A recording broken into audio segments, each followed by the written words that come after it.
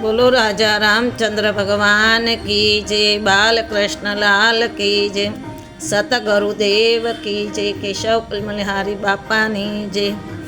बापा सीताराम कृष्ण कन्हैया लाल जय।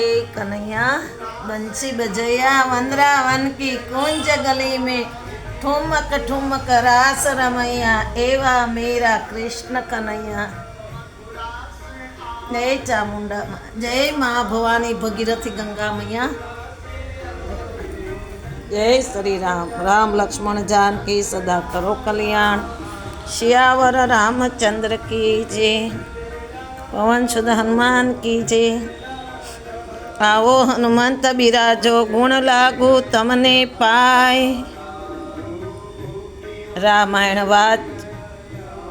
वाचो रामनी सांभळजो हनुमतराय, आसन आपो प्रेम थी बेसो ने हनुमतराय।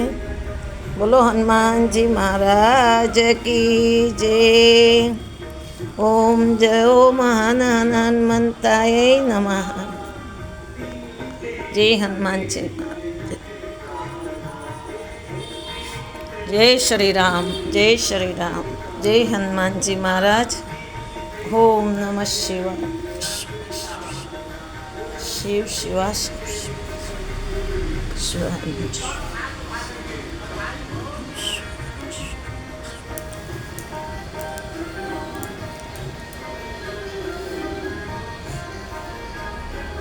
ओम नमः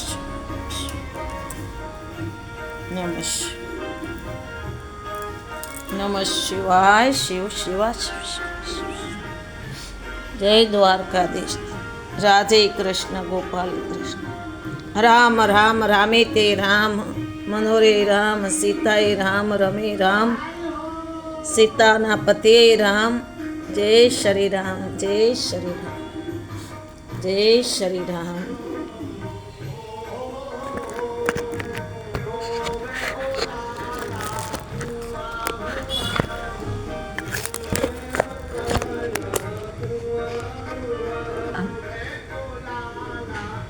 जय प्रभु सीताराम, श्री राम जय राम, जय श्री राम, जय राम, जय रघुनंदन, जय श्री जानकी सीता राम, राम। हे प्रभु हे दयाळु, देवो ना देव करदास। ओम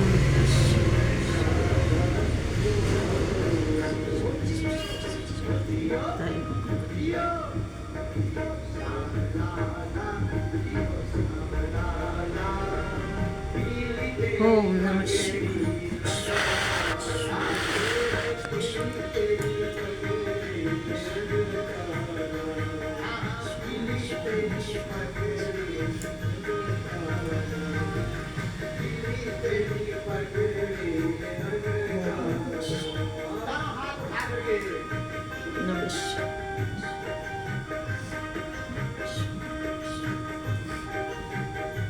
ओम नमः शिवाय।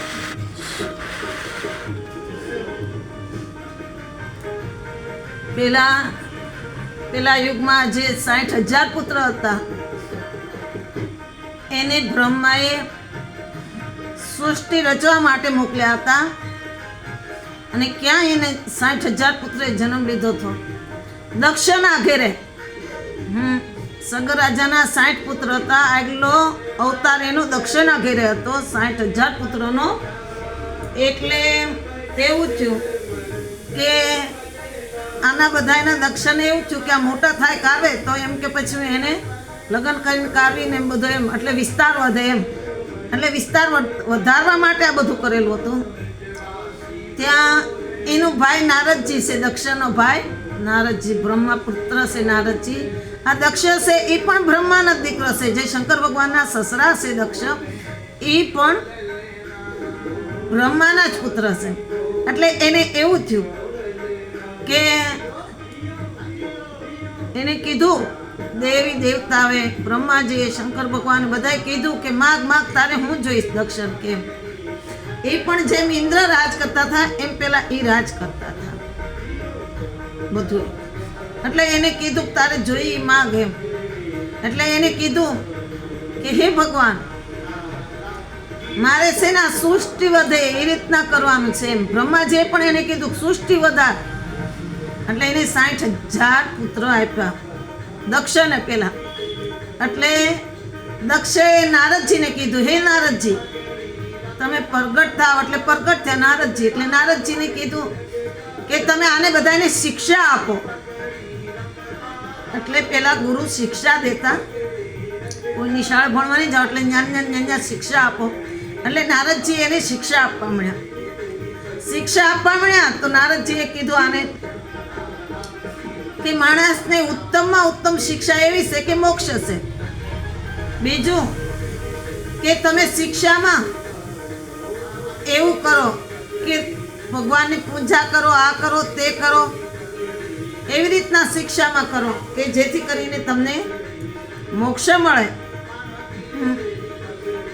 એટલે એ તો બધા ભગવાનની દેવી દેવતાની પૂજા કરવા મળ્યા, એનું ધ્યાન તો એવી રીતના ચાલ્યું કે બધા 60,000 પુત્રોનું કે એ બધા રાતને દી ભજન કરવા મળ્યા કે તમે જેમ ભજનના પ્રતાપ થાય એમ તમારું કલ્યાણ થઈ જાય. એટલે આવ્યા એક ટાઈમે એને એમ કીધું કે તમે બધા લગ્ન કરો, શાદી કરો, એમ આપણે સૃષ્ટિ વધારવી છે. એટલે આ 60,000 પુત્રએ એવું કીધું કે અમારે લગ્ન નથી કરવા દક્ષને, કે અમારે તો ભજન કરવું છે એમ, અમને તો ભક્તિ લાગેલી છે, અમારે ભજન કરવું છે, અમારે લગ્ન કરવા નથી. એટલે દક્ષે એને શ્રાપ આપી દીધો 60,000 એના પોતાના દીકરાને કે જાઓ તમે અવગતે જ તે મરો, તમને મોક્ષ નહીં મળે, તમે મોક્ષ મળવા માટે કરો તો એમ. એટલે 60,000 દીકરા દક્ષના મરી ગયા. પછી બ્રહ્માની પાસે કાયમ મરી ગયા એટલે વિનંતી કરતા હતા, હે ભગવાન, એમ કે આ હું કર્યું, હે બ્રહ્માજી તમે અમને ક્યાં મોકલી દીધા, અમારે તો એમ કે ભજન કરવું છે, અમારે ભજન કરીને મોક્ષ લેવાનો હોય, કે અમારે આ નથી કરવું, તમે અમને ક્યાં મોકલી દીધા. એ તો દક્ષે તો અમને બધાને મારી નાખ્યા. કે 60,000 પુત્ર એવું બ્રહ્માજી પાસે જઈને કગળવા મળ્યા. બ્રહ્મા અને વિષ્ણુ મહેશ ત્રણે ભેગા થઈને એને કીધું 60,000 પુત્રોને કે કાંઈ નહીં, આવતા ભાવ તમે જ્યાં હશો ત્યાં તમને અમે મોક્ષ દેવડાવશું. એટલે એને કીધું કે કાંઈ નહીં. પછી સગર રાજાના દીકરા નહોતા કે દીકરીઓ નહોતી, એટલે એને એમ થયું ભગવાન આગલું આ બધું ભવિષ્ય ભગવાને જાણી લીધેલું હોય, જે તે થવાનું હોય એ પણ જાણી લીધું હોય, જે થાય આગળ એ પણ ભગવાન પહેલાં કહી દેતા હતા. એટલે સગરના 60,000 પુત્રને આ સુમિતિને ત્યાં ભેજા. કે હાલ સગર રાજાને ત્યાં ભેજી કે એને જ્યાં ત્યાં કરીને એની દીકરા દીકરીને તો સારી રીતે સચવાય કારવશે. પણ અમુક ટાઈમ એવો આવ્યો કે જ્યાંથી કરીને આ યજ્ઞ કર્યો ઘોડાને ઇન્દ્રએ પૂરી દીધો. આ ટૂંકમાં કહું, ઇન્દ્રએ પૂરી દીધો ત્યાં, પણ એ થવાનું જ હતું આ બધું. કારણ કે પહેલા બ્રહ્માજીએ એને વચન આપેલું હતું કે જેથી કરીને તમને એવું છે કે ત્યાંથી તમને મોક્ષ મળી જાય એમ. મોકલ્યા ત્યારે એને કીધું હતું ભગવાને કે તમે સગરના ઘરે જાવશો 60,000 પુત્રો, તમને ત્યાંથી મોક્ષ મળી જાય.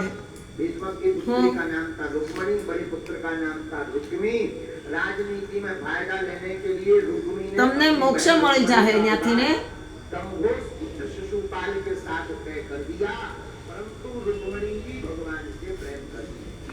એટલે અહીંયા અવતાર લીધો સગર રાજાને ત્યાં.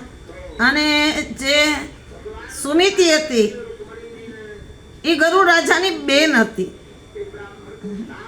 એ પણ હું તમને ઉતાવળમાં કહેતા ભૂલી ગઈ હતી કે એ ગરુડ રાજાની બેન હતી. એટલે જ્યારે ઘોડાને ચોરી ગયો ઇન્દ્ર ત્યાં બાંધ્યો અને આ સગર રાજાના દીકરા ત્યાં ગોતતા પતાળ ખોદતા ત્યાં ગયા.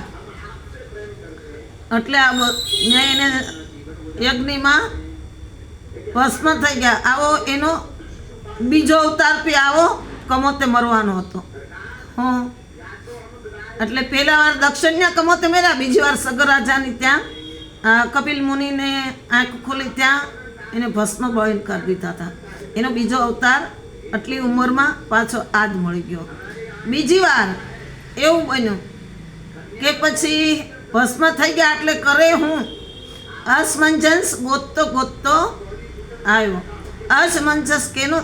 અસુમાન ગોતતો ગોતતો. અસુમાન છે અસમંજસનો દીકરો છે. એટલે અસમંજસને સગર રાજાએ દેશોટો આપ્યો હતો, કારણ કે ત્યાં અયોધ્યાના બધા છોકરાઓને શરીરમાં જઈને રમવાન બાને નાખી દેતો હતો. એટલે એને દેશોટો સગર રાજાએ આપ્યો હતો. પણ આ સગરના એના 60,000 પુત્ર હતા, એ તો ત્યાં બળીને ભસ્મ થઈ ગયા હતા. કપિલ મુનિની આંખ ખુલી ત્યાં. હવે રાખના ઢગલા પડ્યા, આવી કરે હું. પણ અહીંયા સગર રાજાને કોઈએ કીધું કે આ હજી આવ્યા નથી. 6 મહિના થા ગોતવા ગયા, 6, 7, 8 મહિના થા કોઈ આવ્યા નથી કાંઈ સમાચાર લઈને. એટલે એને અસમંજસને તેડાવ્યો કે અસમંજસને તેડી આવો, જાઓ હવે. કારણ કે દેશ વટોવાળો હતો એટલે એને ખબર તો હોય જ કે ક્યાં રહેશે. રાજાને તો ખબર જ હોય, દેશ છોડીને પરદેશમાં રહે એટલે માણસ. એટલે એ તરત જ તે અસમંજસને અસુમાનને એના છોકરાને લઈને આવ્યો. પણ અસમંજસ કરતાં એનો છોકરો ડાયો બહુ હતો, અસુમાનને તરત કીધું સગર રાજાએ કે આ ધનુષ્ય, આ બાણ, આ બધું તું લઈ જા. તને કોઈ રસ્તામાં હેરાન કરે, કારવે કે રસ્તામાં શું થાય એની કોઈ ખાતરી નહીં. એટલે અસુમાનને કીધું આ બધા તું સાધન પણ ભેગો લઈ જા.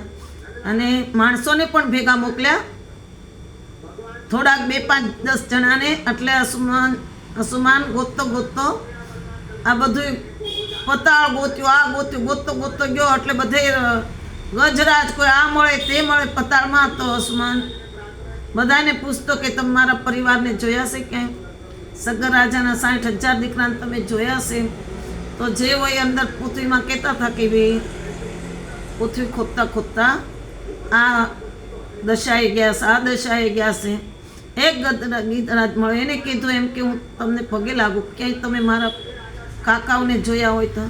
એને કીધું તારા કાકા ગયા, ત્યાંથી જા, તારા કાકા તને મળી જાય. સાથ એને એ વખતે બી સાધુ સંતો હતા, તો એને બધાને આશીર્વાદ લેતા જતો હતો કે ક્યાંય ઝૂંપડી આવે તો જાજે. સગર રાજાએ કીધું તું કે પૂછજે, પાણી બાણી પીજે અને એના આશીર્વાદ પણ તું લેજે. એટલે એને કીધું કે ગયા ત્યાં એને ગરુડ રાજા મળ્યા. ગરુડ રાજા આ અસુમાનના મામા દાદા થતા હતા, અસમંજસના મામા હતા. એટલે સગર રાજાના શાળા હતા ગરુડજી. એટલે એને કીધું કે તમે આ બધું તો ઠીક, પણ તમે મને જે છે વાત કરો. એટલે એના મામાએ કીધું કે તું હિંમત રાખ. એક તો પેલા છે ને છાતી એમ હાથ રાખી દે એટલે હું તને વાત કરું. તો કે હા કરો મને. એટલે કીધું કાંઈ તારા ઘોડો છે ને અહીં જો કપિલ મુનિના આશ્રમ છે, અને આ મેં નકરા ઢગલા દેખાય ને 60,000 પુત્રોના ઢગલા છે, એ બધા તારા કાકાના ઢગલા છે. એટલે ગરુડજીને કીધું કે તમે હાલો મારી ભેગા. એટલે ત્યાં ગયા ગરુડજીની બે. એટલે અસમંજસને કીધું કે તું અંદર જા કપિલ મુનિના આશ્રમ. અસુમાનને કીધું એને. એટલે અસુમાન ગયા કે હે પ્રભુ ક્ષમા કરો કે ક્યાં અપરાધે મારા આટલા કાકાને આવી સજા મળી એમ. એટલે એને કીધું મને ચોર, લૂપો, લફણનો, મને પાણા મારવા મળ્યા. તારા પિતૃ બધાએ મને તારા કાકા આવી રીતના કરો. એટલે મને મારી આંખ ખુલી, તપ મારું ખુલી ગયું, તો એ ગળીને ભસ્મ થઈ ગયા. પછી કે હવે એ પ્રભુ હું કરવું? તો મારા કાકા બધા બળીને ભસ્મ થઈ ગયા, તો હવે કરવું હું એમ? તમે મને આગળ ઉપાય આપો કે જો હું એ પ્રમાણે ઉપાય કરું એમ. એટલે એને કપિલ મુનિએ કીધું કે જા, જો કોઈ ગંગાજીને લાવશે ને તો તારા પિતૃનો તારા કાકાઓને મોક્ષ થઈ જાય. પછી એને ઘોડો છોડ્યો. ગરુડ રાજાએ હોતાને કીધું, કપિલ મુનિએ કીધું કે હવે તું અયોધ્યા લઈને જા. એટલે પેલા જે સગર રાજાના 60 પુત્ર છે ને એ દક્ષના પુત્ર હતા. એને ત્યાંથી ને તે એને અવગતિ સમજી લેજો. અહીંયા આવ્યા તો અહીંયા પણ એને એવું મૃત્યુ થયું, કારણ કે એને લખેલું જ હતું પેલા કે તમે જ્યાં જાઓ ને આવું થાય. એટલે જો ગંગાજી આવે તો તમને મોક્ષ થાય. એટલે અસમંજસ, અસુમાન તો ક્યાંય નહીં ગયો, પણ અસમંજસ બહુ જ ડાયો હતો. એટલે પછી અસમંજસને એને વાત કરી. એટલે અસમંજસ તો બોલ્યો કે મારે તો સાધુ પછી થઈ જવું છે. તો કે કાંઈ નહીં. પણ સગર રાજાએ રાજ કર્યું ઘણા વર્ષ સુધી. પછી એને થયું કે મને રાજપાટ મને કાંઈ નથી ગમતું. જેના ઘરમાંથી દીકરા વયા જાય એને કાંઈ જ ન ગમે. એટલે એને એમ થયું કે હાલ તપ કરવા વહી જા. એટલે સગર રાજા તપ કરવા ચાલ્યા ગયા અને અસુમાનને રાજ હોપ્યું. એને હોપ્યું, અસુમાનને હોપી દીધું રાજ. કે હાલે તું આ રાજ કર, સાંભાળજે, આ બધાય પબ્લિકને સુખી રાખજે, તું સારી રીતે રાખજે અને રાજ કરજે. હવે હું વનમાં તપ કરવા જાઉં છું. હેમાલીમાં ગયા. ઠેઠ નેપાળથી 15 કિલોમીટર દૂર છે આપણી સીમા છે. ત્યાં 15 કિલોમીટર સામે દેખાય નેપાળથી ને. એટલે ત્યાં ગયા એ તપ કરવા. અને તપ કરતાં કરતાં એ દેવ થઈ ગયા. દેવ થઈ ગયા એટલે અસુમાનને અહીં ખબર પડી. દૂત હતા બધા ગયા હતા એની ભેગા. એટલે આવીને કીધું કે સગર રાજા તો દેવ થઈ ગયા છે. અસુમાન બહુ તડપડ્યો, બહુ રોયો કે માં ગંગા આવીને એમ મારા દાદા તો દેવ થઈ ગયા. પણ અસમંજસ હતો ને પાછો, એને કુદરતી ભગવાન એવું ગળે બેસી ગયા કે તપ કર. એટલે અસમંજસ પણ તપ કરવા ચાલ્યો ગયો તરત કે કાંઈ નહીં, જો એમ કે મારા પિતાજી આટલું તપ કર્યું, નહીં આવ્યા તો હું તપ કરું એમ માં ગંગા આવે તો. પણ અસમંજસે બી તપ કર્યું તો પણ ગંગાજી આવ્યા નહીં. કારણ કે ગંગાજી ક્યાંથી ના આવે. ગંગાજીને દાનવો બહુ માગતા હતા. દાનવો બધા બહુ યુદ્ધ કરતા હતા કે ગંગાજી આવે, ગંગાજી આવે એમ, અમને આપી દો, અમને આપી દો, ગંગાજીને અમને આપી દો. બસ બહુ જ એ લોકો તડફડતા હતા અને બહુ યુદ્ધ કરતા હતા. ત્યારે સગર રાજાને યુદ્ધ કરવા ઇન્દ્ર તેડી ગયો કે તમે યુદ્ધ કરવા આવો એમ, દાનવો હારે યુદ્ધ કરો. દેવતા દાનવોને નહોતા પોગી શકતા. એટલે સગર રાજાને તેડાવેલા. ત્યારે સગર રાજા યુદ્ધ કરવા ગયેલા દાનવો હારે. એટલે રાક્ષસ પેલાના પતાળમાં દાનવો બધા રહેતા હતા. એની સગર રાજા યુદ્ધ કરવા ગયા હતા. પછી અસમંજસ બી તપ કર્યું. અસમંજસે બી તપ કરી અને કાંઈ માં ગંગા નથી. તો સમાચાર આવ્યા અસુમાનને કે તારા પિતા દેવ થઈ ગયા છે એમ. અફસોસ કર્યો કે અરે આ હું છે એમ, આટલું તપ કરે છે, રાતને દી ખાતા પીતા વગરના તો માં આવતી નથી એમ. એને એમ થયું કે લગ્ન કરે. સગર રાજાએ લગ્ન કરીને જ એની ગાદીએ બેહાડ્યો હતો. એટલે ગાદીએ બેઠો હતો. એટલે અસુમાનને એવું થયું કે હું પણ જાઉં એમ. ત્યારે એને દિલીપ રાજા એક દીકરો હતો. એટલે એને એમ થયું કે હું પણ જાઉં. એટલે એને દિલીપ રાજાને ગાદીએ બેહાડ્યા અને પોતે તપ કરવા માટે અસુમાન રાજા નીકળી ગયા ત્યાંથી ને. પછી એનો બી સમાચાર આવ્યા કે દેવ થઈ ગયા. એટલે દિલીપ રાજાને એમ થયું કે મારે પણ વહી જવું છે. હવે મારે હું આ રાજગાદી કરીને કરવી છે કે જો અમારા પિતૃ તડફડતા ને મારા એમ કે પિતા દાદા એ બધા દેવ થઈ ગયા તો મારે હવે રહીને અમારે શું કરવું છે.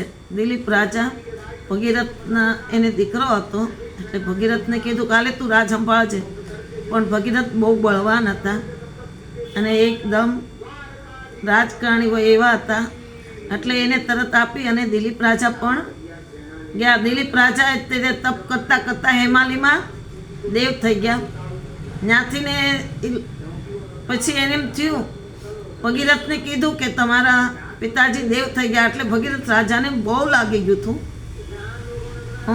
પછી ભગીરથ રાજાના પણ લગ્ન કરેલા જ હતા, એને પણ ગાદીએ બેહાડી દીધા. ભગીરથ રાજા હતા એક અયોધ્યાના, એટલે એને દીકરા દીકરી નહોતા પણ એને પરણાવેલા હતા. એટલે એને કીધું એની ઘરવાળીને, ભગીરથ રાજાએ, કે હું જાઉં છું. રાણીને કે, તો કે ક્યાં તમે ઉપડ્યા? તો કે મારે તપ કરવા જાવું છે. બધાએ રાજ દરબાર તેડાયો કાર્યો, બધાને રાજ હોપ્યું. એના નીચે બધા એની નીચે હતા, એને બધાને રાજ હોપ્યું કે આવી રીતે રાજ કરજો. જો માં ગંગા મળશે તો આવે, નકર નહીં આવું એમ. એટલે દોડીને પાછી રાણીને કોઈએ કીધું કે હે રાજા તો ઉપડ્યા. એટલે રાણી ધોડામ ધોડ આવી, અને રાણી આવીને કીધું કે તમે ક્યાં જાઓ છો નાથ? તમે જાઓ તો મારું કોણ?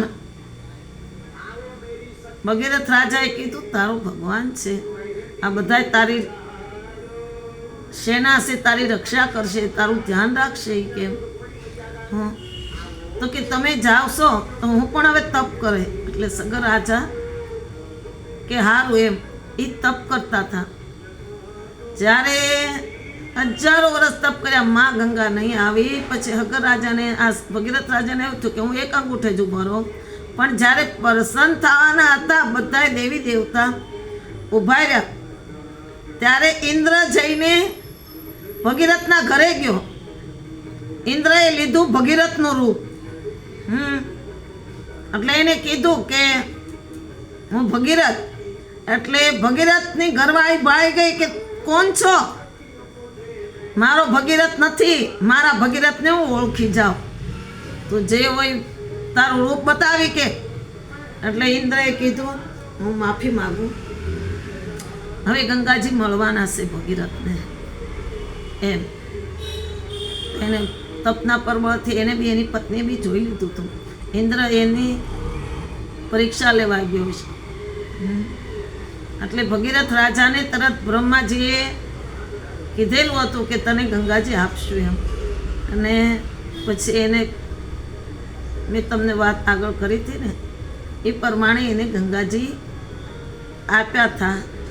એટલે તપ છે ને કોઈનું જાતું જ નથી. તમારી સામું ગમે કોઈ આવ્યો હોય પણ તપનો પ્રભાવ એવો પડે કે ગમે આવ્યો ને એને ભગવાન ત્યાંથી જ બહાર કાઢી મૂકે કે તું જા અહીંથી. કોઈ બી રૂપ લઈને આવીને તમારા આંગણામાં અહીંયા બહાર ઊભા રહી જાય ડેલી ભગવાન. કે સામે જે કોઈ લુચ્ચો લફંગો આવ્યો હોય ને, જેને ભગવાનને ન આવવા દેવાય ને એન્ટ્રી ન કરવા દેવી હોય ને, તો મને બી ખબર છે કે એની એન્ટ્રી ન થાય. જેને ભગવાનને એન્ટ્રી કરવા દેવી હોય એ જ એન્ટ્રી કરી શકે. આ ઘરમાં તે મારા ઘરમાં પણ કોઈની તાકાત નથી કે જબરજસ્તી આવી શકે, ન આવી શકે. ત્યાં દેવી ભગવાન ત્યાં કોઈ બી રૂપ લઈને આવીને ના જ પાડી દે કે નથી રમા. એટલે એવું હોય હા કે ભગવાન ના પાડી દે. એટલે ભગીરથની પત્ની બધું જાણી ગઈ હતી. ભગીરથની પત્ની તો દેવી હતી. આપણે કોઈ દેવી નથી કે દેવતા નથી, બરાબર. આપણે તો એક 5 ભગવાનના નામ લઈ બસ. આપણે કોઈ કાંઈ નથી કરી શકતા. પણ આપણને કોઈ હેરાન કરવા આવતો હોય તો ભગવાન આપણો બેઠો હોય દ્વાર ઉપર, એટલે એને કરવા નહીં દે, આપણને હેરાન કરવા નહીં દે. પછી આપણા કિસ્મતમાં લખ્યું હોય કોઈ દુઃખ તો થવાનું છે, એ તો થવાનું જ છે. એમાં કોઈ મિથ્યા થવાની નથી. લખેલું જોયા કે સગર આપેલા હતા તો આ સગર રાજાના ઘેરે આવ્યા અને ત્યાં પણ કમોત થયું એનું. દક્ષના ઘેરે 60,000 દીકરા એના દીધા હતા પહેલાં દક્ષને, તો ત્યાં પણ એનું કમોત થયું. અહીંયા સગર રાજા ત્યાં હતા, ત્યાં પણ એનું કમોત થયું. એટલે આને મોક્ષ પછી એને કીધું હતું, બ્રહ્માજીએ વચન આપ્યું હતું કે તમને મોક્ષ કરાવશે. એટલે એને આપણી ત્યાં આવ્યા સૂર્યવંશમાં, એટલે એને મોક્ષ ભગીરથે કરાવ્યા આ બધાને, સગર 60,000 પુત્રને. એટલે હું તો એમ કહું કે આ કુળ ઊંચું છે, આ કુળ સગર કુળ ઊંચું છે. તમે ખરેખર તમે ભજન કરો ને તો પણ દુઃખ તો પડે જ, પણ અંત ટાણે તમારો જય થાય હોતા. અંત ટાણે તમારો જય થાય. ભગવાનને હું નાની હતી ને ત્યારે હું બહુ જ દુઃખ પડતો ને, તો હું એમ કહેતી હજી પણ દે, હજી પણ દે. મારી મમ્મી હતી ને તો એમ કહેતી કે અમે તને પગે લાગી દુઃખ માગમાં ને, હવે અમે થાકી ગયા છીએ. મારો ભાઈ એમ કહેતા મેં કીધું ના ના, એમાં થાકવાનું દુઃખ સુખ, મેં તો વનમાય રહી ભાઈ, ભવનાથ ભટકી, ખાવા હાટુથી મારા ફ્રેક્ચર હતા હાથમાં પગમાં, તો બી ખાવા હાટુથી કેટલા ઠામડા ઉટકતી, કેટલા 8-10 સંડાસ ધોતી અવારમાં, કેટલું બધો આ વગડો સાફ કરતી આશ્રમની અંદર. એટલે એ તો દુઃખ સુખ તો આવ્યા જ કરે. કેવું નેમ હતું કે કોકનું ક્યાં ખાઈને રાજી થવાનું, એ મારે રાજી નથી થવું કોઈનું ખાઈને. એટલે બસ ભગવાનને હું તો એમ જ, તમે ગમે ત્યાં જાઓ, તમારી પાસે 5 રૂપિયા નહીં હોય તો તમે એના વાસણ બી ઉટકી દો, એનું સાફ સફાઈ કરી દો. એટલે એના લૂણમાંથી તમે નીકળી જાઓ. આમાં વ્યક્તિના લૂણમાંથી તમારે નીકળી જાઓ કે કાંઈ નહીં, તમે સેવા કરી છે તેનું સેવાનું ફળ પાછું તમારા પુણ્ય તમારી પાસે રહે. ઓલા તમે એનું ખાઈને એમ જ ચાલ્યા જાઓ ને તો તમારું પુણ્ય એની ભેગું ચાલ્યું જાય. કોઈનું ખાઈને રાજી પણ નહીં થવાનું કે હાલ હું આનું ખાઈ લો, આનું લઈ લો, આનું લૂંટી લો. નહીં, કોઈનું દીધેલું તમારે આ ભાવ નહીં તો આ ભાવ, આ ભાવ નહીં તો આ ભાવ તમારે દેવું જ પડે. હું એમ કહું કે હું કોકનું લઈ આવું, હું કોકનું ખાઈ લો, હું કોકનું લઈને કહેતી કે વાળી કે રાજી થાવ, નહીં, એ ભોગવવું જ પડે. મારે નહીં તો મારા છોકરાને, એના છોકરાને જેવા તમે કર્મ કરો એવા ફળ તમને આપે. તમારી પ્રજાને બી પણ ભગવાન આપે. તમે દાન પુણ્ય અન્ન દાન પણ કાંઈ કર્યું ને તો તમારી પ્રજાને પણ આડું આવે. તમારા દીકરા દીકરીઓને બધાને ભગવાન આડું આવે. અને હોવના કર્મ તો હોવને ભોગવવા જ પડે. એમાં કોઈ મા બાપ નથી ભોગવી દેતું, પણ તમે દાન પુણ્ય કર્યા ને તો તમને આડો આવે. તમારા સુયા જવડું હોય ને પાપ તો 100માં સરકી નીકળી જાય. ભગવાન એમ કહે કે કોઈ બી દાનવીર છે ત્યાં બી પૂછે ભગવાન કે હું તો કે એને એટલું દાન કર્યું ભગવાન, જે કરવું હોય. બાકી દુઃખ તો પડે. સગરની દીકરી છે એટલે દુઃખ તો બહુ જ પડે. દુઃખનો સામનો બી કરવો પડે. અને સુખ આવે તો દુઃખ આવે તો રોવાનું નહીં, સુખ આવે તો કોઈ દી હસવાનું નહીં. એટલું ધ્યાન રાખજો કે ગમે એવું દુઃખ આવે ને તો કોઈને દેખાડવાનું નહીં કે મારી માથે દુઃખ આવ્યું, મારી માથે આ આવ્યું. ભાઈ તું ટેકો દે, ભાઈ તું ટેકો દે. આ દુનિયામાં કોઈ ટેકો ન દે. તમે એક જ ભગવાનનું જ ભજન કરો તો ભગવાન તમને ટેકો દે. એમાં કોઈ સવાલ ન પેદા થાય. ભગવાન તમને ટેકો દે. તમારી કુળદેવી હોય એ પણ તમને ટેકો દે કે એ આવીને માં ભગવતી ઊભી રહે. આપણા કામ કરતા હોય ને એને સ્મરણ કરો એટલે આવીને ઊભી રહે. માં ભવાની, ચામુંડા માં, શ્રી ગંગા મૈયા, સાદેવીઓ આવીને ઊભી રહે તરત જ. તે એ કોઈ રૂપમાં આપણને આશ્વાસન દેવા આવે. બોલો ગંગા મૈયા કી જય, ભગીરથ રાજાની જય ભગીરથ, જય ગંગા મૈયા. હે માં તો માં સો માં.